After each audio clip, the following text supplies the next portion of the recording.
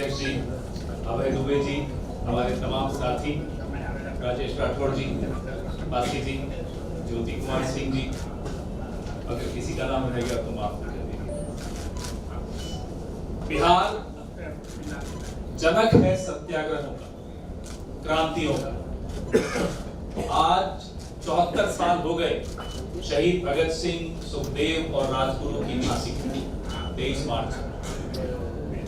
उनको नमन करते हुए आपका ध्यान, और कल ही हमने 113 साल बिहार की स्थापना की, आपका ध्यान ले जाता हूं कि पिछले 20 साल में बिहार के साथ कैसा धोखा हुआ। बिहार के लोग पलायन को मजबूर हुए। नौजवान में टैलेंट की कोई कमी नहीं, लेकिन उस टैलेंट की उपयोगिता बिहार में नहीं। ये काम सरकारों का हो। अभी हाल ही में सीएजी की रिपोर्ट आई। सीएजी की रिपोर्ट की आजकल चर्चा कम होती है, संसद में तो होती नहीं है, विधानसभा में होने नहीं दी जाती, टीवी पे होने नहीं दी जाती, इसलिए हमने सोचा यहां जरूर करें। नीतीश कुमार जी के स्वास्थ्य को लेकर हमें चिंता है, लेकिन बिहार के स्वास्थ्य की हालत उस सीएजी रिपोर्ट में आपके सामने आई। आधे से ज्यादा अस्पतालों में स्टाफ की कमी है, डॉक्टरों की कमी है, नर्सिस की कमी है, दवाइयों की कमी। 86% कमी है एक्सपर्ट्स, जो विशेषज्ञ डॉक्टर्स होते हैं। आप प्राइमरी हेल्थ सेंटर में जाइए, किसी सरकारी अस्पताल में जाइए, दवाई नहीं है। ये सीएजी रिपोर्ट कहती है, कांग्रेस पार्टी की नहीं है ये रिपोर्ट, ये सीएजी की रिपोर्ट। और इसका नतीजा ये है कि बिहार के बच्चों में कुपोषण भारी मात्रा में बढ़ता जा रहा है। 6% से अब 9% में चला है। बिहार की जो किशोरियां हैं उनमें अनीमिया इतना ज्यादा बढ़ गया है कि पूरे देश में लोग, एक्सपर्ट्स हैरान हैं कि बिहार को हो क्या है। बात सिर्फ मुख्यमंत्री के स्वास्थ्य की नहीं है, बात इस राज्य के स्वास्थ्य।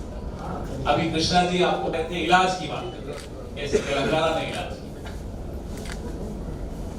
बिहार चाहता, बिहार की सरकार चाहती तो वो इलाज बिहार में भी संभव था, लेकिन उस इलाज को रोकने से पहले एक्सरे को रोकने की कैसे कोशिश की गई। सुप्रीम कोर्ट तक में हलफनामे डाले गए कि कैसे ये जाति जनगणना को रोका जाए।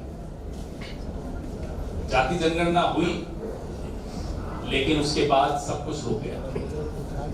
नीतीश कुमार को इलाज शुरू हो सकता था, आरक्षण की सीमा टूट सकती थी, लेकिन वो नहीं हुई। तेलंगाना ने करके दिखाया। और बिहार जो कि हमेशा दिशा दिखाता है देश को, इस बार भी दिशा दिखा सकता था, चूक गया। बिहार नहीं चुका, बिहार के मुख्यमंत्री चुके, बिहार की सरकार चुकी, और एक षड्यंत्र था भारतीय जनता और जेडीयू का, जिसके तहत, जैसा कि कृष्णा जी ने कहा, कि इलाज नहीं हो पाया। और अगर अब बिहार को बदलना है तो बिहार की सरकार को बदलना है। सरकार बदलो, बिहार बदलो, ये नारा आज हम यहां से दे रहे हैं। उसके बगैर बिहार की किस्मत बदलने की कोई चांस नहीं दिखती, कोई लगता ही नहीं है, कोई उम्मीद ही नहीं है कि बिहार की किस्मत अगर सरकार बदले बगैर बदली जा सकती, नहीं बदली जा सकती। कांग्रेस पार्टी के पास ठोस विजन है। कांग्रेस पार्टी के पास हर वर्ग के लिए एक विजन है, एक प्लान है, एक रोड मैप है, नौजवानों के लिए है। जैसा कि मैंने कहा कि कोई ऐसा वर्ग नहीं है जो आज पिछले 20 साल के कुशासन से अपने आप को ठगा हुआ महसूस नहीं कर रहा। हर वर्ग के लिए हम अगर विजन सामने रखेंगे तो बिहार के एक एक नागरिक को समझ में आएगा कि सरकार कैसी होनी चाहिए और कैसी मिलेगी। ये पहली प्रेस वार्ता है। एक सिलसिलेवार हम आपके सामने, मैं बार बार कृष्णा जी की ही भाषा का वो बोरो करता हूं, सिलसिलेवार हम एक्सरेज आपके सामने रखेंगे। कि दिक्कत कहां है, क्यों फेल हुई सरकार, कौन से विभाग में क्या हुआ, कौन सी सीएजी रिपोर्ट किस विभाग के बारे में क्या कह रही है। राजेश जी तो असेंबली में उठाएंगे ही, हम आपके सामने यहां भी उठाएंगे। और उसके बाद समस्या तो आपने देख ली, समाधान क्या, समाधान भी कांग्रेस पार्टी आपके सामने, आपके माध्यम से बिहार के लोगों के सामने रखी। और हमें पूरी उम्मीद है बिहार बदलाव चाहता है, अपनी किस्मत में बदलाव चाहता है, अपने नौजवानों के भविष्य में बदलाव चाहता है, अपने वर्तमान में बदलाव चाहता है। और इसलिए बिहार जानता है कि बदलाव तभी संभव है जब सरकार को बदले। आपके सवाल।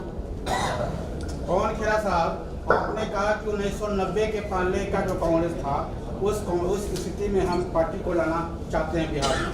1990 के पहले आपका किसी पार्टी से यहाँ गठबंधन नहीं था, अपने दम पर सरकार सत्ता में, अपनी पार्टी सत्ता में थी।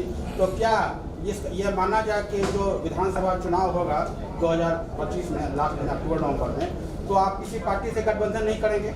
आप सवाल किसी भी समय पूछ सकते हैं, जवाब का समय आता है तब जवाब दिया जाता है। अभी गठबंधन पर ऑप्शन ओपन है। मैंने कहा आप सवाल किसी भी समय कोई भी सवाल पूछ सकते हैं, ये आजादी कांग्रेस पार्टी हमेशा मानती है, पत्रकारों के पास है, लेकिन सही सवाल का जो सही जवाब है उसका एक सही वक्त आता है। पवन खेड़ा जी, पिछले 4-5 सालों में आपके 3 अध्यक्ष बदले गए, मगर कांग्रेस के कार्यकारिणी तक बंद नहीं हुए। क्या लगता है कि बिहार चुनाव में आप ऐसा कौन सा विजन लेकर के आएंगे कि लोग आपको वोट करेंगे? मैं प्रभारी कृष्णा लवरू जी को कहूंगा कि इसका उत्तर। धन्यवाद। सवाल ये है